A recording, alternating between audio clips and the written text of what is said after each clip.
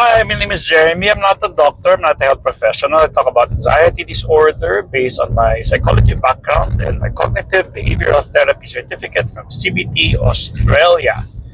Hi! Buwan na ata bago ako huling nakagawa ng video. Pero maganda yung topic. Babawi ako sa inyo. Ito yun. No? The past weeks, no, ang dami ko ng mga nakausap, ng mga followers. Medyo doon ako nabibisi kasi puno lagi, pila, no? Pasensya na. So, yung mga gusto palang kumausap sa akin, pwede naman ganun. Kaso nga lang, medyo pila tayo. And syempre, kailangan may confirmation dun sa schedule ninyo kasi naayos ko yung aking schedule with you. So, talagang puno, pasensya na. Pero anyways, ang isa-share ko today are most common concerns, no? Or mga katanungan doon sa mga nakausap ko the past weeks. Okay? So, ano-ano ba yun? Talagang takot na takot sila doon sa mga nararamdaman nila sa katawan. Okay? Yun yung i-address natin. Laging ganun ang problema ng mga tao may anxiety disorder. Una kasi, heightened yung kanilang sensitivity, no? Heightened. Sabi, napakataas. Konting nararamdaman, catastrophic agad. Para bang end of the world na, parang may cancer na, may sakit sila, takot sila. So, kapag ganun, maglulup lang siya. Paulit-ulit lang yung takot ninyo. Kasi lagi ko nga sinasabi, kapag kayo ay may takot, meron ding simptomas, no? So, yun yung mga tipong palpitations, no? Yung bang takot na siya magalit kasi tumataas daw yung BP, mga ganon, no? Na normal naman dapat, pero dahil sa kanilang disorder o sa kanilang kulang sa kaalaman, maling kaalaman, walang kaalaman at hindi nag-iisip, talagang nakakatakot. Lalo na kung ang paniniwalaan ninyo yung sarili ninyong interpretation sa mga nangyayari sa inyong katawan. Okay? Kaya nga nagkakaproblema tayo kapag sinasabi ng doktor, wala kayong sakit, normal lahat ng test, pero bakit ito yung nararamdaman ko? Diba? Wala akong sakit, pero bakit ko nararamdaman to? Okay, sige. Nung tayo yung mga bata, pinag-aralan natin yung blood circulation, okay? Yung nervous system, no? Pinag-aralan natin yung hearing, papaano yung kasi nung elementary ako nalala ko, memorize ko yung parts of the ear, no? Kung papaano makakarinig, no? The outer ear catches the sound, and then the inner ear may mga ganung-ganung may mga ganun-ganun ako memorization. Pero tapos pati yung mga blood circulation, 'di ba? Na pag cardio, no, naaral natin 'yon. Kaso ang hindi natin naaral yung kasama rin yung sympathetic parasympathetic, no, pero hindi tayo nag-dive in doon sa mga ano talaga yung ibig sabihin nun sa ating katawan. Kasi syempre pag bata ka, memorize lang, hindi mo naman talaga naiintindihan yun, recitation lang. So na-miss out natin doon yung mga ano bang pakiramdam ng isang taong ninenervyos, ano ba nangyayari doon. Okay? So, sabi ko dun sa isang follower ko, kasi ang recent niya, problema niya, yung kanina muna, yung problema niya is yung palpitations niya. No? Palpitations niya. Isa pa, sabi niya, kakaiba daw talaga, no, yung nararamdaman niya, OA daw yung kanyang pakiramdam. So, sabi ko sa kanya, okay, patatakbuhin kita ngayon ng 100 meters lang. Patatakbuhin kita ng mabilis. Okay? Takbo ka. 100 meters. Takbo. Ganyan. Pagkatapos mo tumakbo ng 100 meters, obserbahan natin yung katawan mo kung ano mangyayari. Okay? Ginagawa ito, ang tawag dito, interoceptive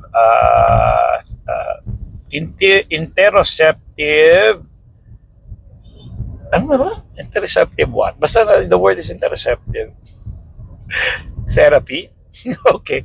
Oo nga, no? Interoceptive therapy. Okay, tama. So, anong ginagawa doon? It's a form of exposure, no? Yung patatakbuhin ka o kaya kung takot ka sa hilo, paiikutin ka. Okay? Bakit? Kasi patutunayan sa'yo ng therapist na, by the way ha, ito ay for diagnose ng mga taong may mga anxiety disorder talaga. So kailangan importante yung rule ng doctor dito para masabing wala talaga kayo sakit at talagang psychological lang, no? Kung bakit kayo nagkakaganyan. Okay? So ganun na nga. So ang interoceptive is gagawin yung kinakatakutan mo. Pagtibok ng puso, patatakbuhin kita.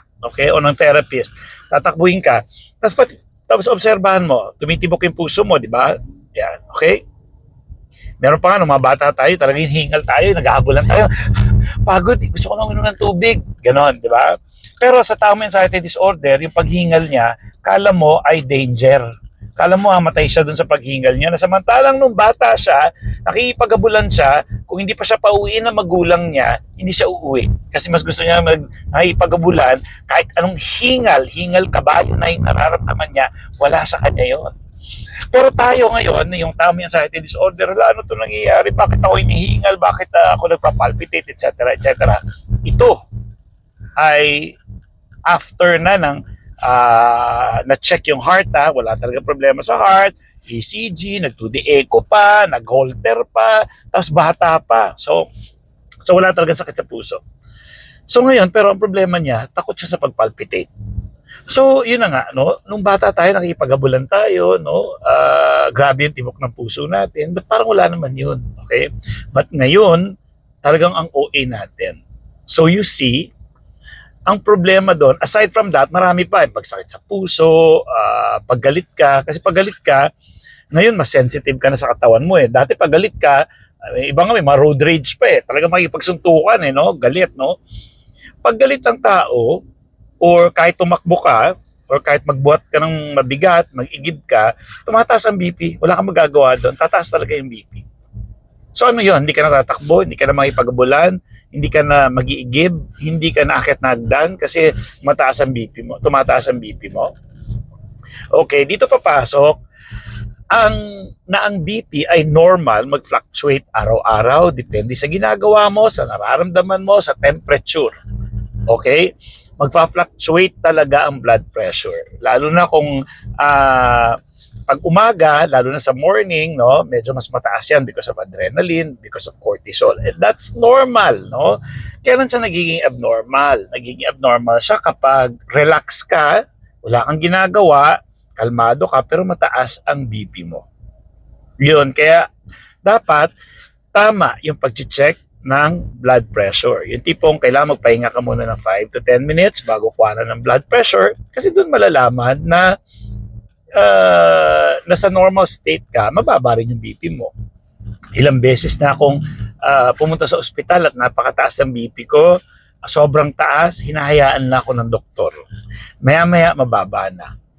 So, pero may mga time din naman na talagang hindi bumababa yung BP, saka kabibigyan ng gamot. At ipapa-check pa ng maigi, bakit ganun? Is it one time nangyari? Baka talaga may problema ka lang, baka stress ka talaga sa opisina. So, magre-reflect din sa BP mo yon. Pero not necessarily may sakit na kayo sa blood pressure. Okay? Pero kunyari, sige, mag-ano tayo, 2D echo tayo, stress test tayo, doon makikita ng doktor, wala namang problema. Siguro nung time na yon, dahil nga umpisa pa lang yung anxiety disorder mo, medyo mataas pa. Okay? Dahil sa pag-iisip mo, kasi kahit nga sa pag-iisip, mag-manifest yung mga symptoms. Sabi ko sa kanya, sige, patakbuhin kita, no? Tatakbo siya. So sinabi niya yun, bibilis yung dibdib, sasakit yung dibdib daw. Sabi ko, teka lang, bakit sasakit dibdib mo? Sumasakit lang ang dibdib kung talagang magkakaproblema, hindi ka sanay tumakbo, pero hindi rin dapat di sumasakit yung dibdib.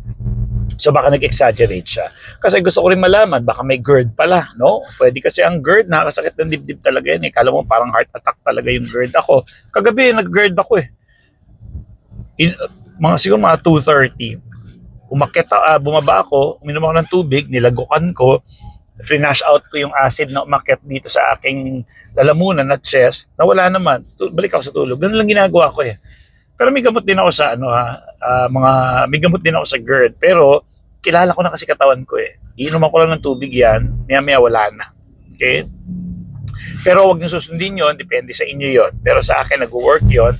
So ako may mga gamot din ako. Hindi ko lang iniinom kapag kontrolado ko. Pero kunyari, talagang halos araw-araw, yan, inom ako na ng gamot yan.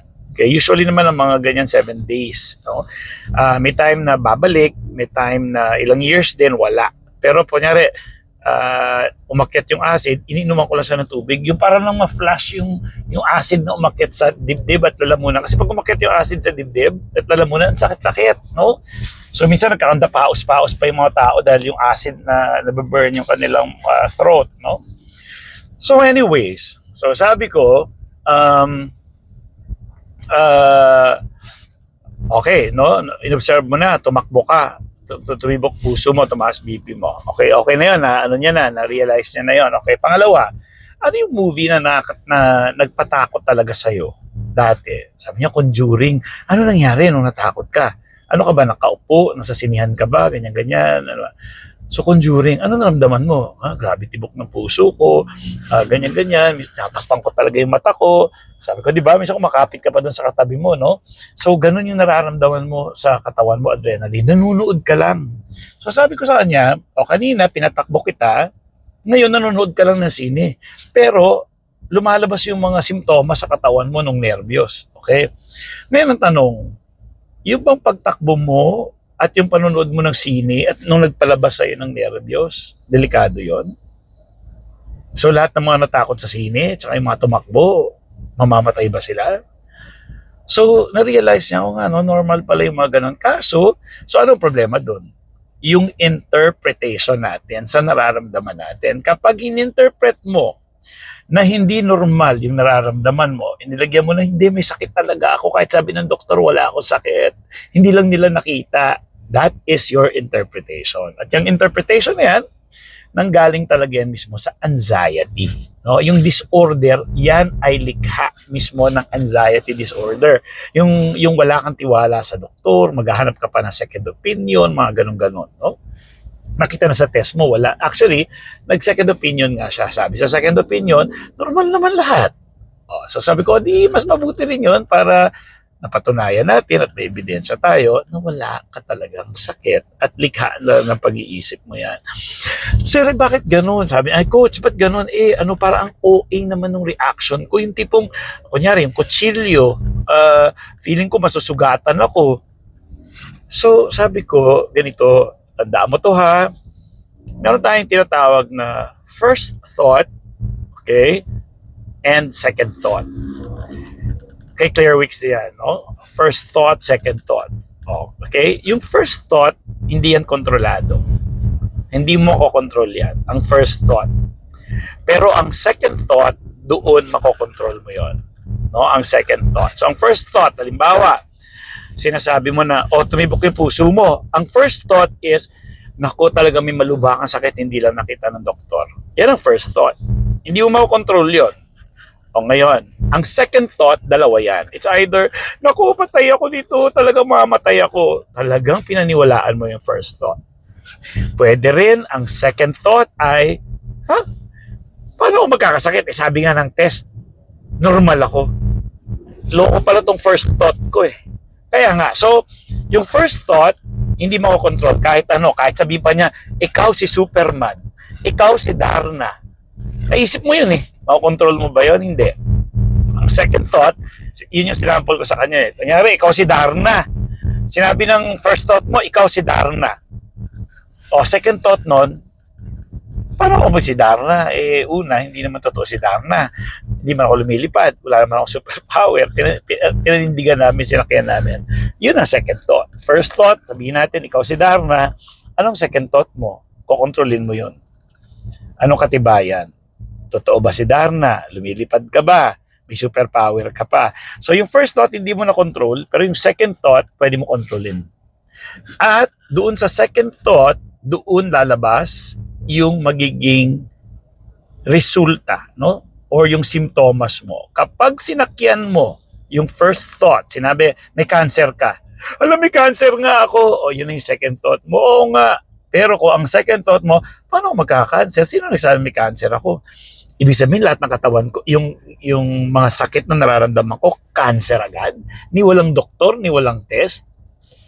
Sabi ko sa kanya, ang taong may sakit, hindi naman magtatago ang sakit. Pag ang tao may kasakit or may cancer, lalabas at lalabas sa resulta. Ano yun? Tataguan ka ng sakit mo? So, wag mo nang mag-isip ka na baka may cancer ako, baka may cancer ako. Hindi, lalabas at lalabas yan. Ang taong may trangkaso ay may sipon, ubo, lagnat. Pwede rin walang lagnat, umpisa pa lang, pero ibig sabihin may manifestation na may sakit yung tao. Naintindihan? So, bakit magtatago pa yan? Diba? So, kaya nga importante na dapat nagpapatingin talaga tayo sa doktor. Pero huwag naman paulit-ulit. Pag ang kulit-kulit mo na, kunyari, kapatingin mo pa lang last week, patingin ka ulit ngayon. Diba? So, disorder din yon. Okay? So, importante dito yung interpretation, no, at yung reaction mo. Okay? Lalo na kung paulit-ulit kang nag-i-interpret ng ganon at mag-react ng ganon, binubuo mo na, nagwa-wiring na yung brain mo, nagiging automatic na yon. So, kumbaga, kung ginalingan mo ng matakot, mas madali kang matatakot. No? Kaya mag-iingat tayo. No? Hindi pwedeng pinaniniwalaan natin yung first thought agad. Ang second thought, pwede mong makontrol. Okay? Yung isang follower naman, sabi niya, Sir, feeling ko kasi pag hindi ko nilalabas yung galit ko, tataas na yung BP ko, tapos sasama na pakiramdam ko, iyak daw siya, gano'n. So sabi ko, ang galit, pag nagalit ka, tataas talaga BP mo. Gaya rin ng kung naiihi ka at pinipigilan mo yung ihi mo, tataas din yung BP mo. Pag nag-igib ka, tataas din yung BP mo. So, lahat ng may gagawin ka sa katawan mo, yung simpleng tumayo ka nga lang sa kinauupuan mo, tataas yung BP mo. So, ano kinakatakutan natin doon? So, feeling niya, basta mataas ang BP, danger na. Okay, so inayos natin yon sa kanya. So, pa-check. Tapos, ang sabi niya, ano sabi ng doktor mo? Wala daw, nag-worry lang daw ako sa BP ko, wala daw ang problema. Exactly. Okay?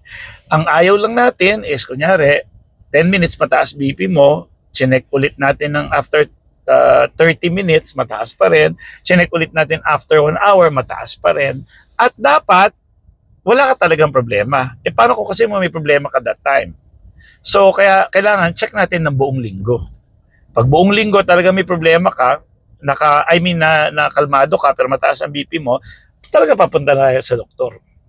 Ganon. Nung papunta siya sa doktor, normal naman daw. So, walang problema. Sabi ko, kaya nga. Sabi kong ganun. So, bakit tumataas ang BP? Kasi, pag nagagalit ka, it's either, it's fight response ng katawan. Lumalaban ka eh. Galit ka. Kasi kung sa mga sinaunang tao yan, makikipagpatayan ka talaga sa leon, sa tigre, no? Ng mga sinaunang tao.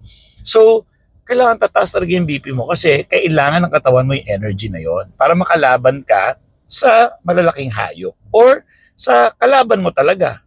No? Kunyari may giyera, kailangan yun, tataas talaga BP mo doon. Pero pagkatapos noon, magsasubside din yun. At yung katawan natin, kaya niya mag-regulate, kaya niyang buhayan. Ganun lang kanormal ang katawan natin. Nagre-respond. Diba nga, nakipag-usap ako sa inyo? Pag chinek yung BP ko, mataas to. Pag-usap ako, alam naman hindi ako makipag-usap. Lalo na kung talagang ako with passion na, ganito yan. Di ba ganyan pa naman ako magkwento? Minsan nga makita mo, umula ako eh. Ibig sabihin, mataas BP ko. Pero mamaya, pagkatapos ng video ko, drive na ako, relax, kalma, bababa na ulit yung BP ko. So, dapat bang katakutan yon? Hindi. Ang tao, tumataas ang BP, nagfa-fluctuate, no? Pero, again, kailangan may doktor. No? May doktor. Okay?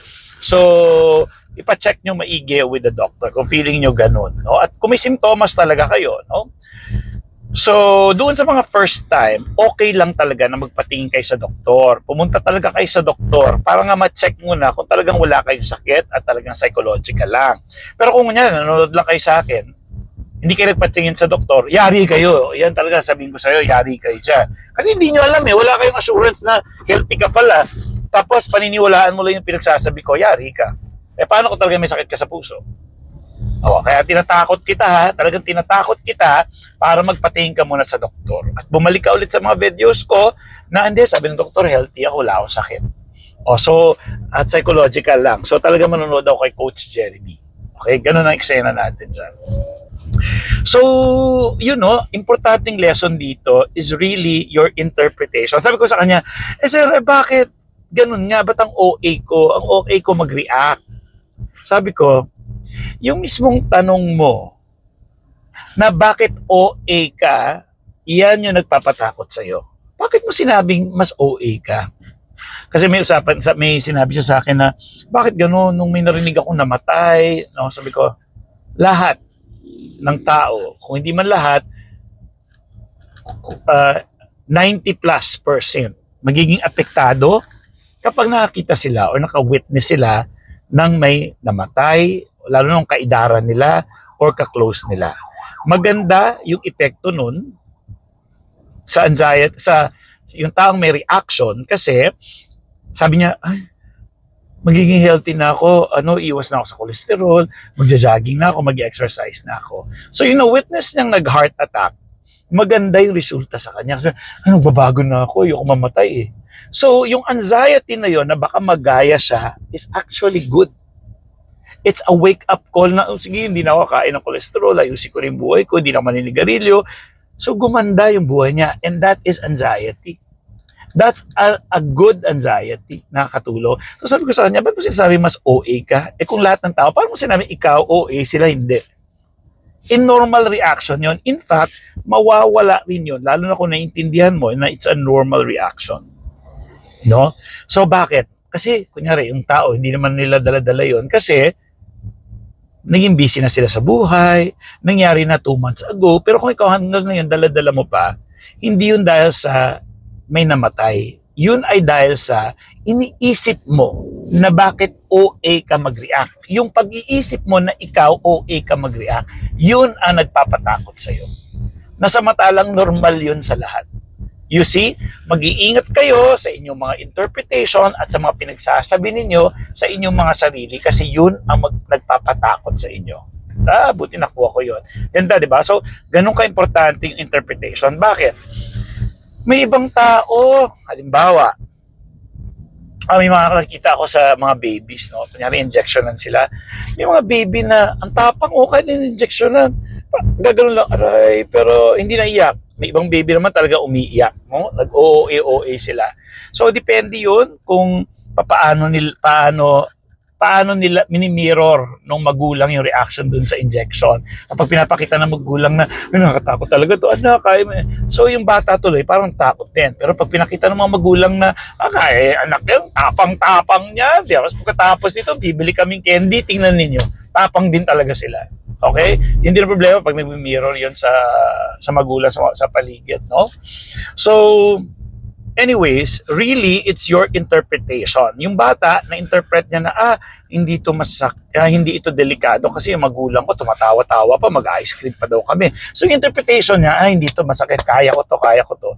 Pero yung magulang na, Diyos ko, yung anak ko, yayakapin pa, may kawawa naman yung anak ko, kawawa. So, yung feeling ng bata, delikado to, masama pala to, masakit siguro to, kaya ganito mag-react yung magulang ko. So, yung bata na-influensyahan dun sa kanyang interpretation kasi nakita niya sa magulang niya na ganun.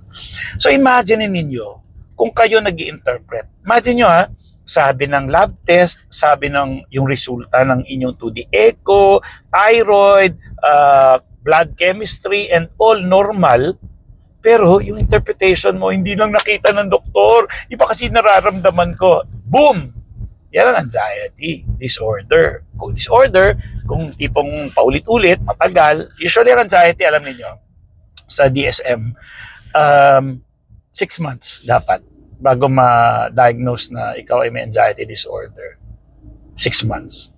Kasi, alam ng doktor na kung may pinagdaanan ka lang ngayon, lilipas din niya. Kunyari, kaka-hold up mo pa lang, lilipas pa yan ng mga 1 buwan, 2 buwan, bago mawala yung trauma mo dun sa hold up. Pero kung talagang 6 months ka na at hindi ka na lumabas, bla bla bla, yun na masabing may disorder na to. Tandaan ninyo, pwede yung mga trauma ngayon, kunyari, may nakita ka, after 2-3 months, mawawala na yun kasi mabibisi ka na nga.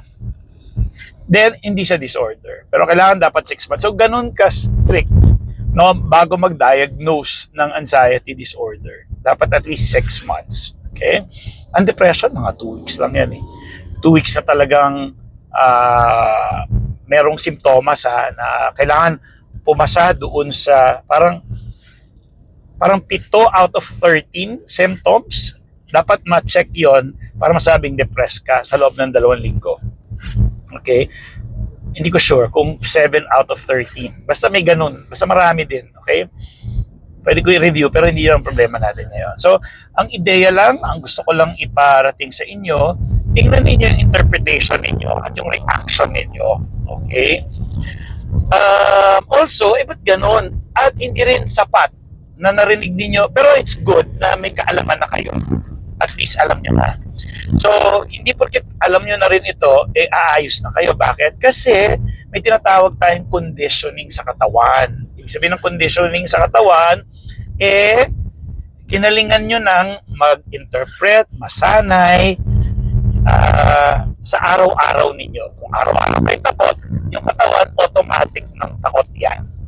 No? Lalo na kung hindi na-address yung mga kinakatakutan ninyo. So, it's good pa rin na if I were you, kung may kaya nyo naman, talk to me. Huwag kayong magtiis. Huwag kayong magmiserable. Pera lang yan.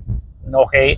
Pera lang yan. Kayang kitain yan. Okay? Pero yung ginhawa na mararamdaman ninyo, after nating mag-usap, dahil sa binibigyan ko kayo ng science, ng tamang kaalaman, ang laki talaga ng maidudulot niyang ginhawa sa inyo.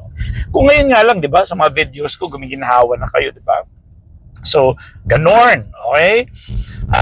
Also, lalo na yung mga taong walang tulog, may hangover, may sakit, talaga medyo prone sa anxiety yan at depression. Kasi una pa lang, yung katawan niya hindi magandang nararamdaman. Lalagyan pa niya ng interpretation. Yung interpretation niya, pwedeng magpa-depress sa kanya or magpa-anxious sa kanya. Okay? So, bago tayo mag-usap, kung plano kayong kausapin ako, gusto ko, ilista nyo na yung mga triggers ninyo.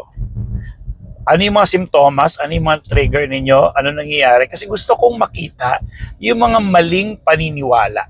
Yung mga paniniwala, halimbawa, yung sa blood pressure, doon pa lang talaga matatakot ka. Kasi kung ang paniniwala mo, basta mataas lang yung BP, mamatay ka na. That's it. Okay? Kaya sabi ko sa kanya, meron din akong follower, taga-US pa yun. Kapapanganak lang, no? Cesarean. Masakit daw yung kanyang tahi at baka daw ma-infect siya, takot na takot siya.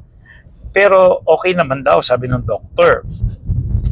Pinatulan ko siya dun sa takot niya. Sabi ko, sige na nga, sabihin natin talagang na-infect ka.